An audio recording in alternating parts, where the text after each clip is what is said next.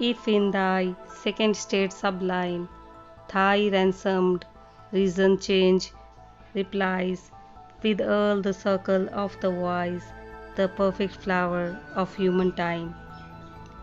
And if thou cast thine eyes below, how tinily charactered and slight, how dwarfed a growth of cold and night, how blanched with darkness must I grow.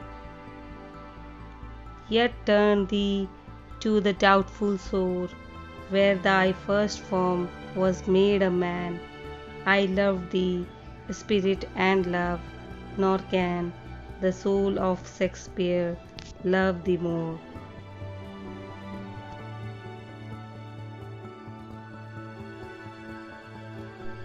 Though if an eye that's downward cast could make thee somewhat blench or fail, then be my love an idle tale and fading legend of the past. And thou, as one that once declined, when he was little more than boy, on some unworthy heart with joy, but lives to wed an equal mind,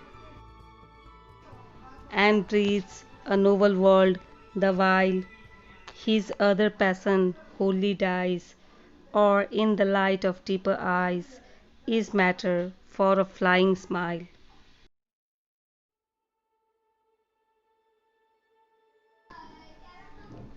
Yet pity for a hearse overdriven, and love in which my hound has part, can hang no weight upon my heart in its assumptions up to heaven.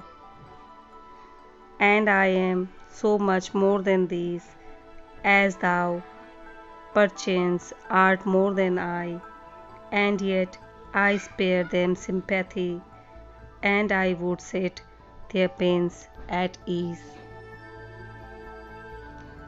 So mayst thou watch me where I weep, as unto vaster motion bound the circuits of thine orbit round, a higher height, a deeper deep.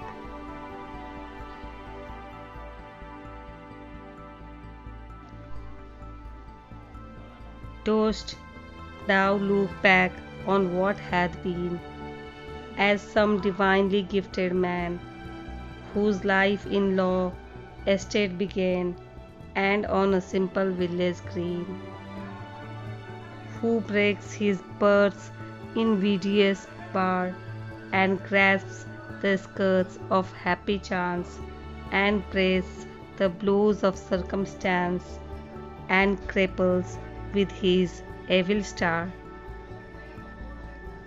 who makes by force his merit known, and lives to clutch the golden keys, to mould a mighty state decree, and shape the whisper of the throne.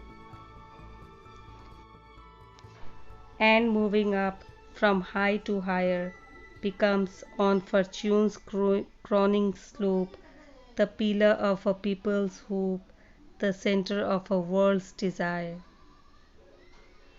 Yet feels as in a pensive dream, when all his active powers are still, a distant dearness in the hill, a secret sweetness in the stream. The limit of his narrower fate, while yet beside its vocal springs, he played at counselors and kings with one that was his earliest mate, who plows with pain his native Leah, and reaps the labor of his hands, or in the furrow musing stands. Does my old friend remember me?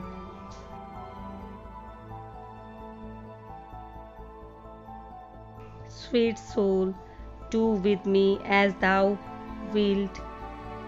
I lull a fancy troubled toast with loves too precious to be lost. A little grain shall not be split, and in that solace can I sing, till out of painful phases wrought, there flatters up a happy thought, self-balanced on a lightsome wing. Since we deserve the name of friends, and thine effect so lives in me, a part of mine may live in thee, and move thee on to noble ends.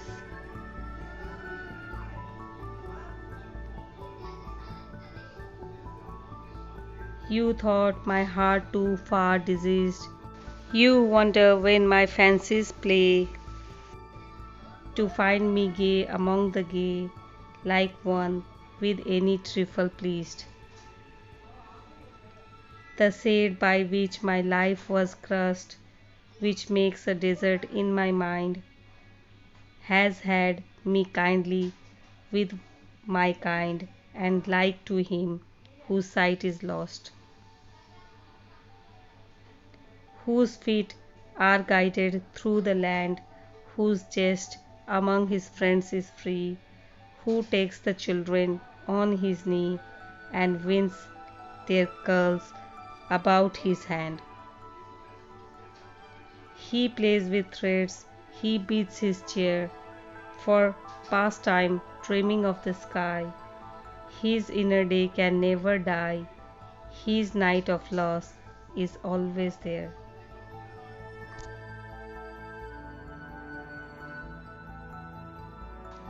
When on my bed the moonlight falls, I know that in thy place of rest, by that broad water of the west, there comes a glory on the walls. Thy marble bright in dark appears, as slowly steals a silver flame along the letters of thy name, and over the number of thy years. The mystic glory swims away from off my bed, the moonlight dies, and closing eaves of wearied eyes, I sleep till dusk is dipped in grey. And then I know the mist is drawn, a lucid veil from coast to coast, and in the dark church, like a ghost, thy tablet glimmers to the dawn.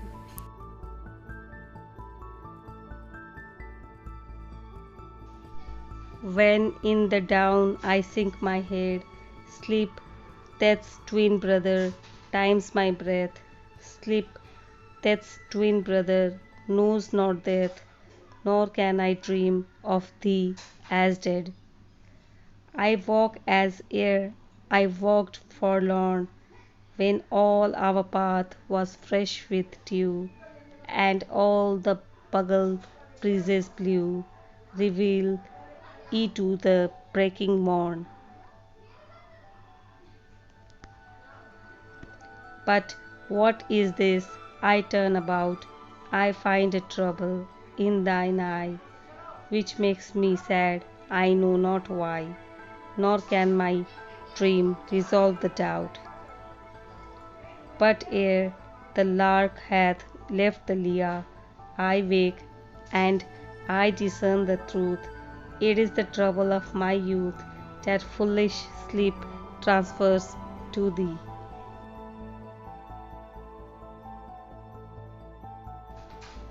I dreamed there would be spring no more, that nature's ancient power was lost.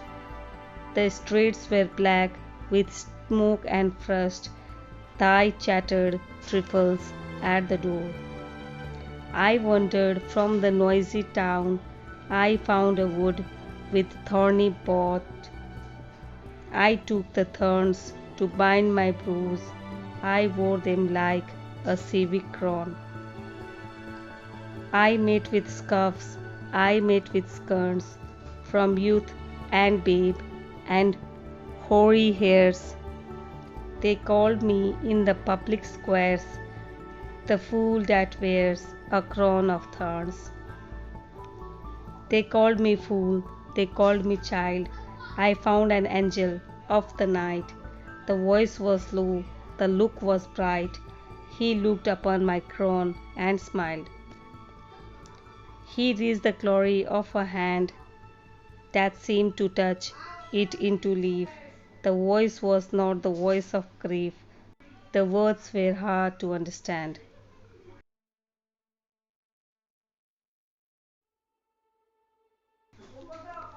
I cannot see the features right when on the gloom I strive to paint. The face I know, the hues are faint and mixed with hollow masks of night.